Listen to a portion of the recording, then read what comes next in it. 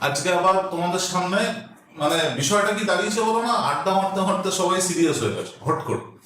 এবারে এই যে সিরিয়াস হয়ে গেছো, এটাতে আমাকেও সিরিয়াস হতে হচ্ছে, কিচ্ছু করার নেই। কারণ স্টুডেন্টদের বিভিন্ন জায়গা থেকে বিভিন্ন রকম রিকোয়েস্ট আসছে, মেসেজ আসছে, হোয়াটসঅ্যাপে মেসেজ করছো, মেল করছো যে স্যার এই টপিকস গুলো একটুখানি যদি দেখিয়ে দেন তাহলে আমাদের সুবিধা হয়।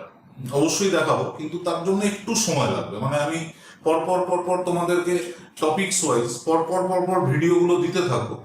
এবারে তোমরা ওই টপিকস গুলো পড়ে বা দেখে যদি কিছুটা উপকৃত হও তাহলে তো ভীষণ খুশির ব্যাপার। আর একটা জিনিস তোমাদেরকে করতে হবে, সেটা হলো যে এই যে ভিডিওগুলো তোমরা দেখছো তার সঙ্গে সঙ্গে যে বই তোমরা ফলো করো সেই বইয়ের এক্সারসাইজ গুলো চেষ্টা করতে হবে। এবং এক্সারসাইজ গুলো চেষ্টা করতে করতে যখন তোমাদের প্রবলেম গুলোতে অসুবিধা হবে, অঙ্ক করতে অসুবিধা হবে, সেগুলো একটু কনভে করো, ঠিক আছে? এনিওয়ে, আজকে আমরা একটা খুব সহজ টপিকস নিয়ে আলোচনা করব, সিরিয়াস টপিকস বাট সহজ। সেটা হলো প্রজেক্টাইল মোশন। প্রজেক্টাইল মোশন সবাই শুনেছো, জানো, অনেকে পড়েও ফেলেছো। Projectile motion total projectile motion তো আজকে থিওরিটিক্যালি তোমাদেরকে বোঝানো সম্ভব হবে না। আমরা আজকে বেসিক প্রজেক্টাইল মোশন সম্বন্ধে আলোচনা করব, এবং আস্তে আস্তে বাকি যে জায়গাটুকুনি বাকি থাকবে ফর অ্যাডভান্স বা অন্যান্য পরীক্ষার জন্য যতটা দেখতে গিয়ে প্রজেক্টাইল মোশন ভাবতে হয় ততটা একদম প্রথমেই শেখানোটা বোধহয় সম্ভব হবে না। আস্তে আস্তে ওই ভিডিওগুলো আমি দিতে থাকবো, ঠিক আছে?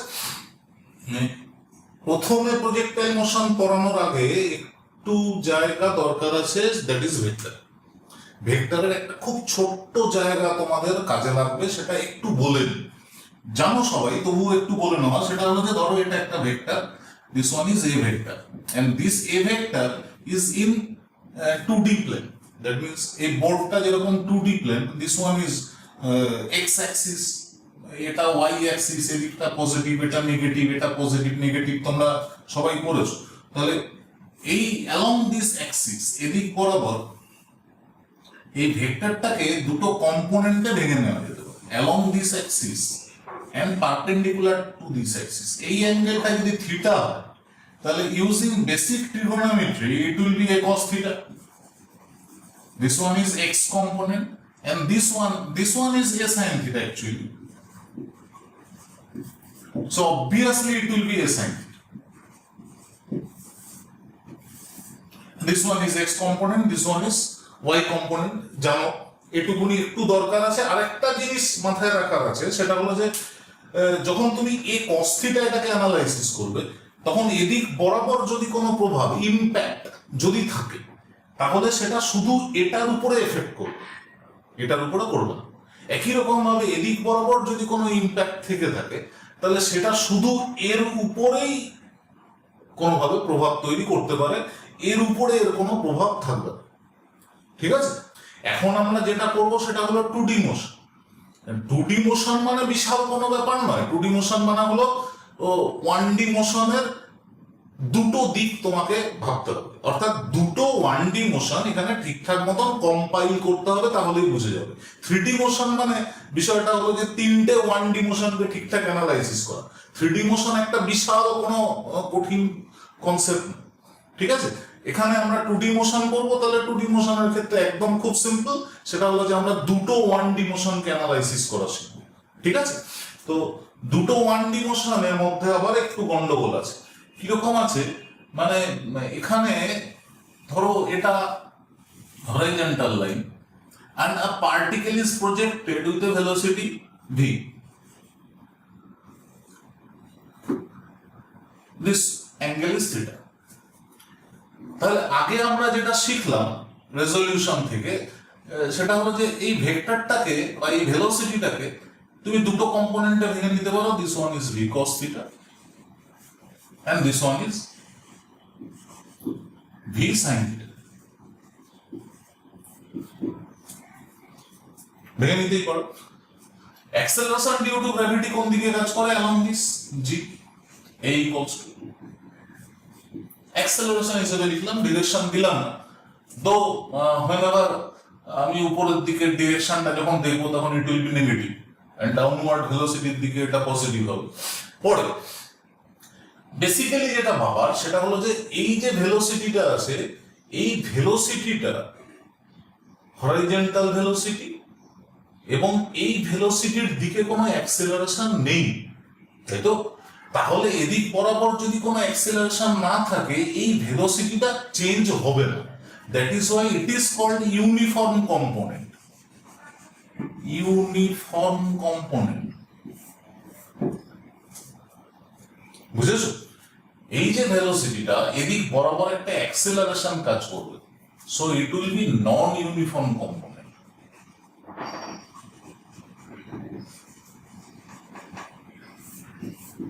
And basically this component is known as horizontal component and this component is known as vertical component. You know it very well, সবাই জানো এটা। এখন এই ইউনিফর্ম কম্পোনেন্ট এটাকে অ্যানালাইসিস করলে যেটা তুমি পাবে, that is distance cover or horizontal distance cover. Distance cover or horizontal displacement. মানে আমি তো বেসিক প্রজেক্টাইল মোশন করছি। Basic projectile motion means ground to ground. That means যে হাইট থেকে তুমি একটা বল প্রজেক্ট করেছো, ঠিক সেই হাইটেই গ্রাউন্ড এসে পড়েছে। বুঝতে পেরেছো তো? মানে এতদিন আমরা ওই 4-4 নিয়ে খেলছিলাম, সিঙ্গেল 3, বুঝতে পেরেছো তো? এখন আমরা 6R এর দিকে হচ্ছি। এটা ওই ধরো বাপি বারিজা হতে পারে, সৌরভ গাঙ্গুলি, মানে আমাদের জেনারেশনের 6, আর মহেন্দ্র সিং ধোনির হেলিকপ্টার শট, বা যারা আর কি 6 specialist, that means Yuvraj Singh এর 6 বলে 6টা 6। এখন আমরা 6 মারার দিকে যখন এগোচ্ছি, তখন একটা জিনিস মাথায় রাখার দরকার আছে, সেটা হলো 6 তখনই হয় যদি বাউন্ডারিটা ক্রস করে। তার মানে minimum distance horizontal distance is to covered, ওটা হলো ওই ব্যাটসম্যান যেখান থেকে 6টা মেরেছে সেখান থেকে বাউন্ডারি রোপ পর্যন্ত। এখন বাউন্ডারিতে যদি কোনো ফিল্ডার থাকে, তাহলে আরেকটু বেশি ডিস্টেন্স কভার করতে হবে, তাই তো?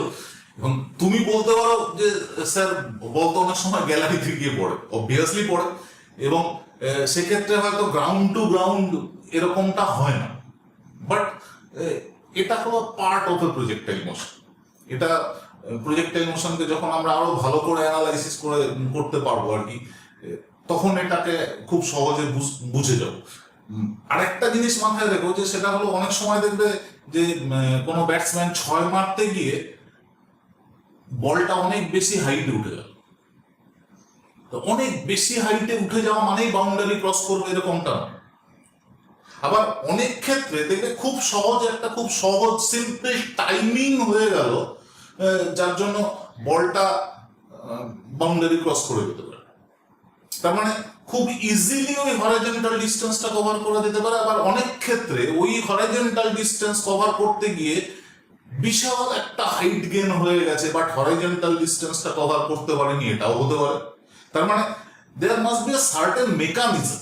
মানে আমি বলছি মানেই তোমাদের মাথায় এটা নেওয়ার কোনো রকম দরকার নেই যে আমি খুব ভালো 6 মারতে পারবো, যেহেতু আমি টেকনিক্যালি বিষয়টা জানি। তার জন্য বিশাল প্র্যাকটিস দরকার আছে। বুঝতে পেরেছি? আমি এই পার্টে প্র্যাকটিস করেছি, আমি এই পার্টটা জানি, ওই পার্টটা অতটা নয়। মানে ছোটবেলায় সবাই খেলেছে, বাট ওই পার্টের practice it's a different thing, different scenery. বুঝতে পেরেছো তো?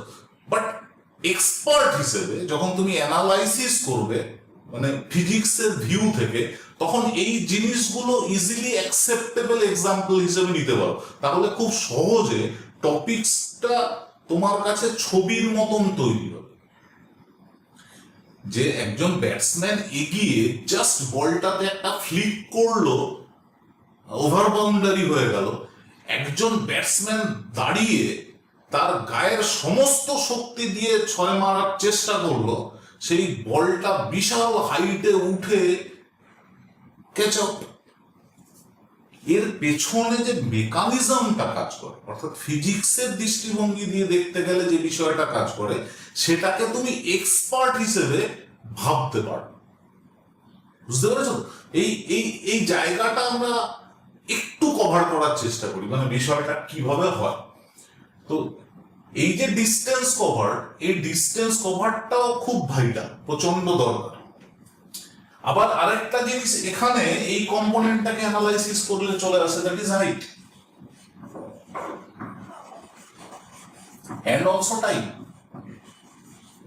তাই না? মানে বলটা ম্যাক্সিমাম কতটা হাইটে উঠেছে, বলটা ম্যাক্সিমাম কতটা হাইটে উঠেছে আর কতক্ষণ এটা এয়ারে ছিল, this two are very vital. প্রচন্ড ভালো করে এটাকে অ্যানালাইসিস করার ব্যাপার আছে।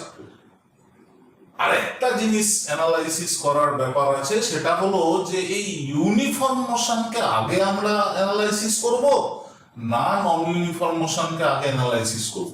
তোমাদের সবার মনে হতে পারে ইউনিফর্ম মোশন তো এস ইকুয়ালস টু ভিটি, ব্যাস শেষ, তাই না? এস ইকুয়ালস টু ভিটি মানে সিম্পল একটা ইকুয়েশন। আর অ্যাক্সিলারেটেড মোশন, নন ইউনিফর্ম মোশন, সেটাকে অ্যানালাইসিস করতে গেলে অনেকগুলো ইকুয়েশন আছে। এখানে যে এস ইকুয়ালস টু ভিটি, এই ইকুয়েশনটা আমরা ইউজ করব, ইট উইল বি কভার্ড। এই ইকুয়েশনটা যে ইউজ করব, এই ইকুয়েশনে টি এর ভ্যালু, এটা তো আননোন, ভেলোসিটির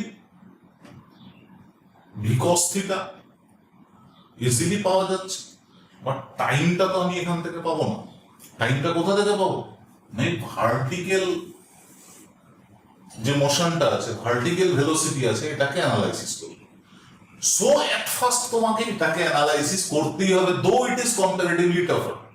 কম্পারেটিভলি টাফ নয়, বাট কম্পারেটিভলি যদি ভাবো, তাই না? তার মানে কম্পারেটিভলি এটা প্রাইমারি, এটা হলো সেকেন্ডারি, তাই তো? তাহলে আমরা প্রথমে এটাকে অ্যানালাইসিস করে চট করে দেখে নাও একটুখানি, খুব সহজ জিনিস। সেটা হলো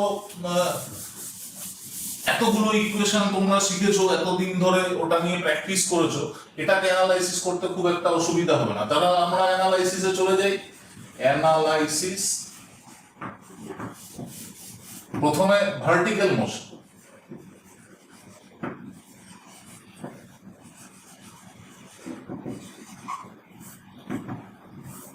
প্রথমে ভার্টিক্যাল মোশন, ভার্টিক্যাল মোশনের when moving upward, a upward,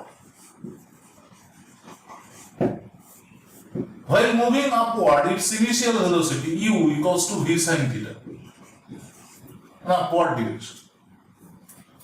A equals to, it will be g, but it is in downward direction না, নিচের দিকে তো, so it is minus g. আমি যদি ম্যাক্সিমাম হাইট এটা বের করতে চাই, ইন দ্যাট কেস ম্যাক্সিমাম হাইটে পৌঁছানোর সময় it's velocity will be zero, তাই তো? তাহলে তিনটে প্যারামিটার পেয়ে গেছি। আননোন কোনগুলো আছে? এক আছে টি, এন্ড সেকেন্ড ওয়ান আছে এস অর এইচ। তাহলে টি বের করার সময় কোন ইকুয়েশন ইউজ করব? যে ইকুয়েশনে এস নেই, that means V equals to U plus A T, ঠিক আছে?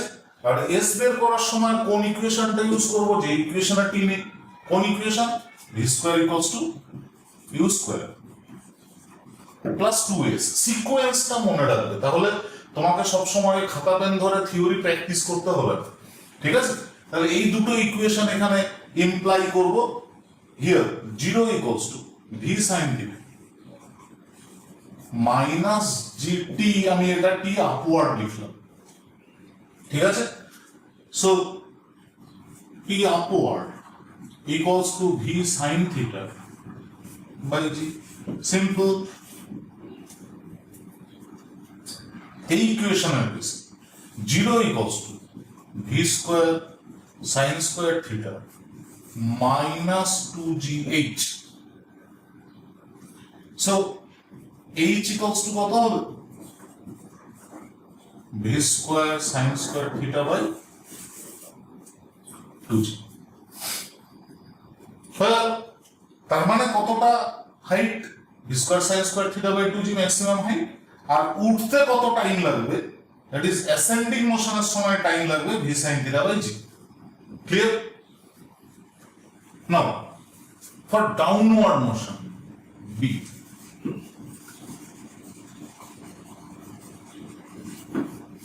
ডাউনওয়ার্ড মোশন ইনিশিয়াল ভেলোসিটি কত? u equals to obviously 0. Acceleration কত?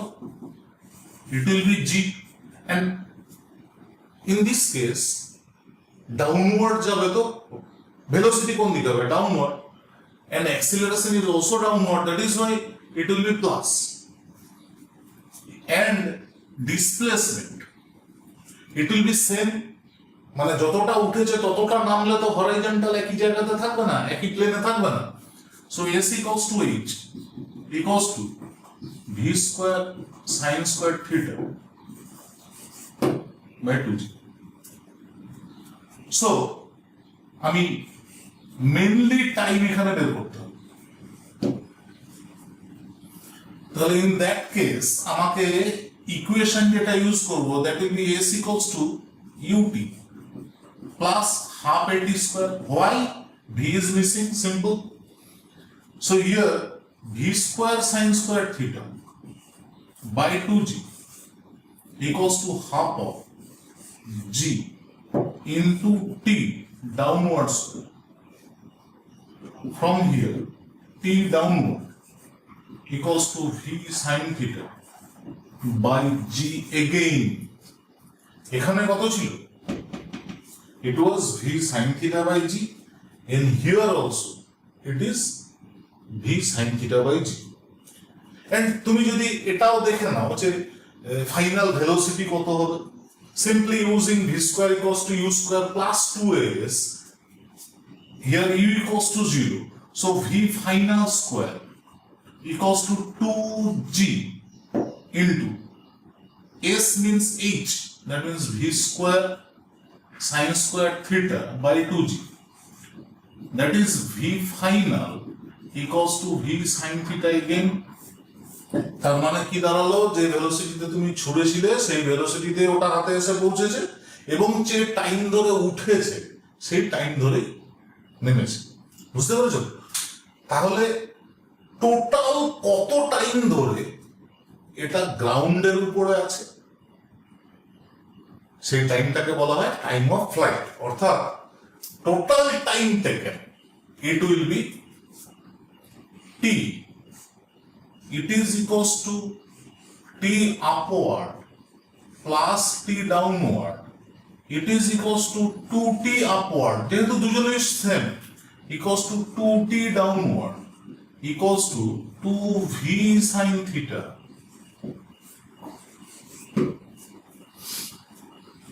ঠিক আছে, বোঝা গেছে?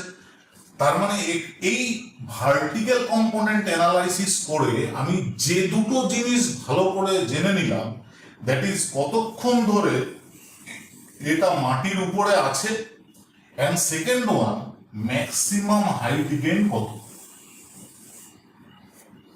ঠিক আছে, এবারে হরাইজন্টাল কম্পোনেন্ট অ্যানালাইসিস করতে কোনো অসুবিধা নেই, তার কারণ টাইমটা আমি অলরেডি পেয়ে গেছি, তাই তো?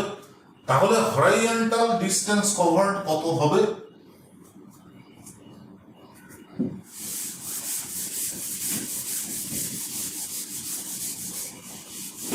horizontal distance covered can be obtained by analyzing কোনটা? horizontal component, it was vertical component, it is horizontal component.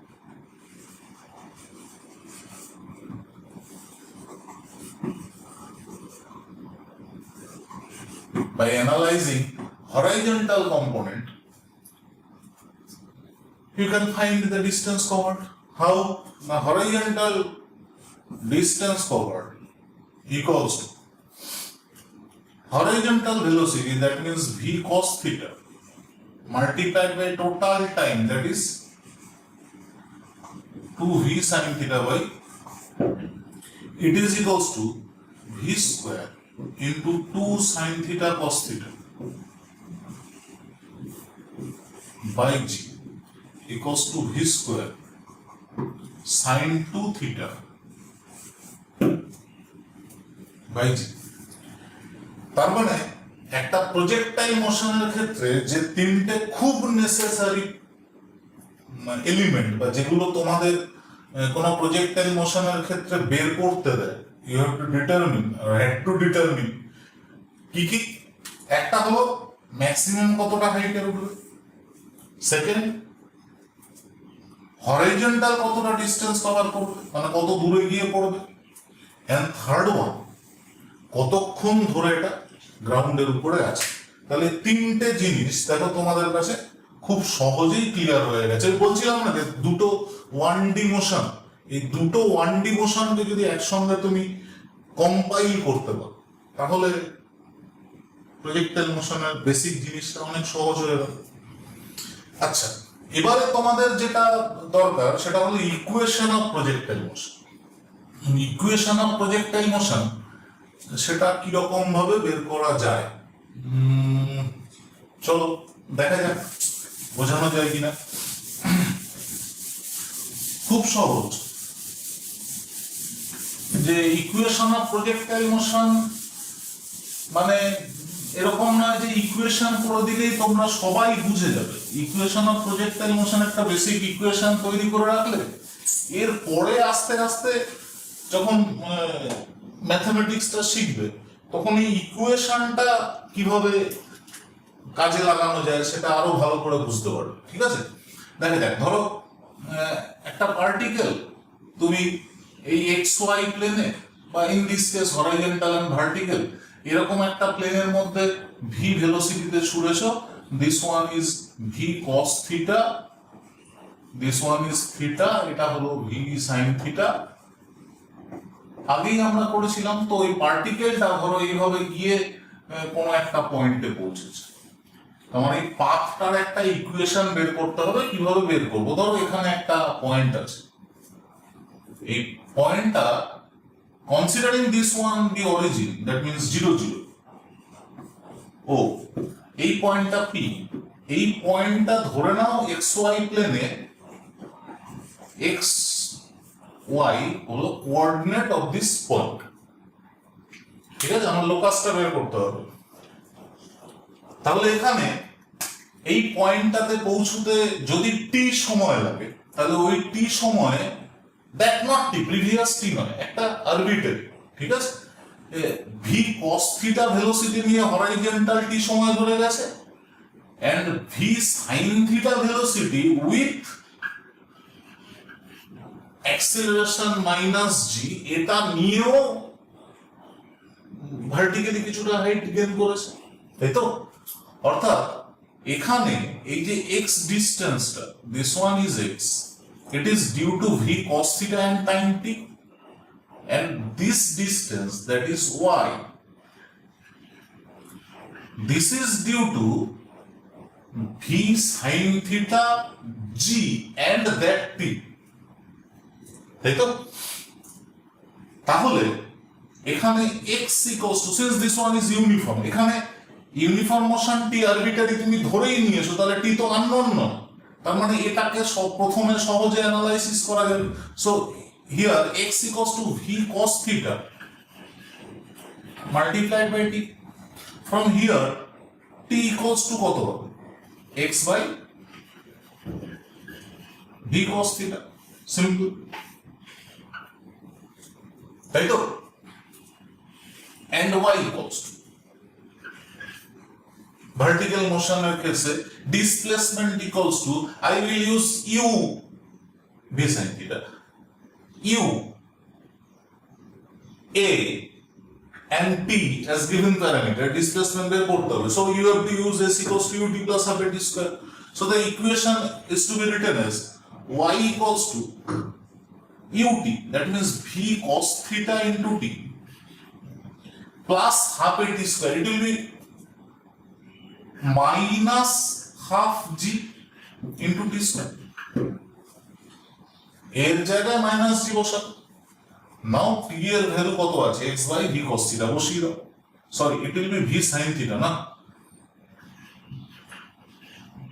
since initial velocity is v sin theta, so it will be v sin theta into x by v cos theta minus half g into x square by v square cos square theta. It is equals to, v will be cancelled, x tan theta minus gx square divided by 2v square cos square. It can be written ax minus bx square. তার মানে কি হলো বলতো, যে পাথের equation যেটা পেলে সেটা কিসের equation? It is equation of A parabola. বুঝতে পারছো? তাহলে প্রজেক্টাইলের পাথটা কিরকম হবে? The path will be parabolic path. প্রশ্ন আসতেই পারে, so that motion of a projectile, that means trajectory, is parabolic. তাহলে তোমাকে শুধু এইটুকুনি করে দেখাতে হবে যে ইকুয়েশনটা তৈরি হচ্ছে সেটা একটা প্যারাবোলার ইকুয়েশন, তাই তো? তার মানে এবারে জিস্ট একটু বলে নিই, সেটা হলো যে total height gain equals to V square sin square theta by 2g. Horizontal distance covered equals to v square sin 2 theta by g. Time of flight, total time, equals to 2v sin theta by g, and general equation is this one. ঠিক আছে, এটাকে তুমি এরকম লিখতে পারো y equals to x tan theta minus gx square divided by 2v square cos square theta. বোঝা গেছে? হ্যাঁ, এটা একটু কমপ্লিকেটেড, মানে আস্তে আস্তে আমরা আরো সিরিয়াস হতে থাকবো যখন, তখন আরো কমপ্লিকেশনে তো পৌঁছতেই হবে। তার কারণ আমাদের টার্গেটটা অলরেডি ফিক্স হয়ে গেছে, যে সমস্ত কম্পিটিটিভ এক্সাম গুলো আছে সেই কম্পিটিটিভ এক্সাম গুলো অ্যাজ ওয়েল অ্যাজ বোর্ডের এক্সামটাও যাতে ঠিকঠাক হয়। আমরা আগে প্রথমে সাবজেক্টটা শিখে নিই, সাবজেক্টটা শেখার পরে আস্তে আস্তে কম্পিটিটিভ এক্সামের জন্য আমরা প্রিপারেশন নেওয়া স্টার্ট করব। ঠিক আছে? প্রজেক্টাইল মোশনের আরো কিছু জায়গা আছে, সেটা হলো সেমি প্রজেক্টাইল, হাফ প্রজেক্টাইল, অর্থাৎ একটা বাড়ির ছাদ থেকে তুমি একটা বল হরিজন্টালি ছুঁড়ে দিয়েছো, তাহলে হাইটটা ওখানেই রয়ে গেছে। ওই হরাইজন্টাল ভেলোসিটির জন্য ওই পার্টিকেলটা কিছুটা হরাইজন্টাল ডিস্টেন্স কভার করবে, অ্যাজ বিকজ ওই পয়েন্ট থেকে গ্রাউন্ডে পৌঁছতে তো কিছুক্ষণ টাইম লাগছে। বোঝা গেছে? তাহলে ওখানে শুধুমাত্র হাফ অ্যানালাইসিস করলেই হবে।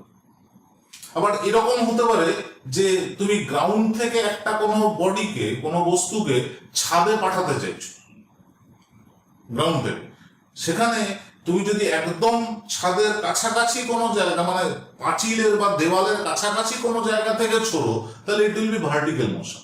বাট একটু ডিস্টেন্স থেকে ছুঁড়ে যদি তুমি পাঠাতে চাও, তাহলে দেখবে তোমার একটা সেন্স কাজ করে আমি কিভাবে ছুড়ব। বোঝা গেছে? যদি তোমাকে খুব সহজে 6 মারতে হয়, বুঝতে পেরেছো তো, উইদাউট এন্ডোর্সিং টু মাচ ভেলোসিটি, তোমার রিস্টে বিশাল জোর নেই, হ্যাঁ, তুমি খুব জোরে 6 মারতে পারো না, তাহলে তোমাকে টাইমিং এর উপরে নির্ভর করতেই হবে। তাহলে সেখানে তোমাকে দেখতে হবে যে এটাকে খুব মিনিমাম ভেলোসিটিতে এটাকে কি করে ম্যাক্সিমাইজ করা যায়। তখন তুমি কি করবে, যে এই যে ডি, এটাকে ম্যাক্সিমাইজ করতে হবে উইথ আ গিভেন ভেলোসিটি, একটা কোনো ভেলোসিটি যেটা তোমার দ্বারা ম্যাক্সিমাম হতে পারে, সেই ভেলোসিটিতে তুমি এটাকে ম্যাক্সিমাইজ করতে চাইছো। তোমার ভেলোসিটি একটা নির্দিষ্ট, জি তো ভগবান তৈরি করে দিয়েছে, তাই না? তাহলে জিটাও নির্দিষ্ট, তাহলে একমাত্র you can control sine 2 theta. তাহলে ইন দ্যাট কেস তোমাকে কি করতে হবে? সাইন 2 থিটাকে ম্যাক্সিমাম করতে হবে। সাইন 2 থিটাকে ম্যাক্সিমাম করতে গেলে কি করতে হবে না, সাইন 2 থিটার ম্যাক্সিমাম ভ্যালু ইউজ করতে হবে। জানো যে সাইন কোনো কিছুর ম্যাক্সিমাম ভ্যালু কত হয়? 1 হয়। In that case D maximum কত হবে? Equals to V square by G. কত? At a rate of theta equals to 45 degree. অর্থাৎ 45 ডিগ্রিতে তুমি যদি বলটাকে স্ট্রাইক করো 45 ডিগ্রিতে, এন্ড তুমি স্ট্রাইক করার পরে যদি এর ভেলোসিটিটা 45 ডিগ্রি অ্যাঙ্গেলে থাকে, তাহলে এটা ম্যাক্সিমাম ডিস্টেন্স কভার করে। এখন যদি তোমার হাতে ওই পাওয়ারটা না থাকে, যে এই ম্যাক্সিমাম ডিস্টেন্সটা বাউন্ডারি ক্রস করার পক্ষে যথেষ্ট, তাহলে তোমার দ্বারা 6 মারা হলো না। বুঝতে পেরেছো তো? পাওয়ারটা দরকার, শুধু টেকনিক নিয়ে হবে না। মানে আমি জাস্ট বিষয়গুলোকে সিম্পলিফাই করার জন্য তোমাদেরকে বলছি। তার কারণ ক্রিকেটটা মোটামুটি সবাই দেখে, and it can be taken as easiest example. এবারে তুমি যদি বলো আমি ম্যাক্সিমাম হাইটে পৌঁছতে চাই, ম্যাক্সিমাম ডিস্টেন্স না করে ম্যাক্সিমাম হাইটে পৌঁছতে চাই, তাহলে এটাকে ম্যাক্সিমাম করতে হবে।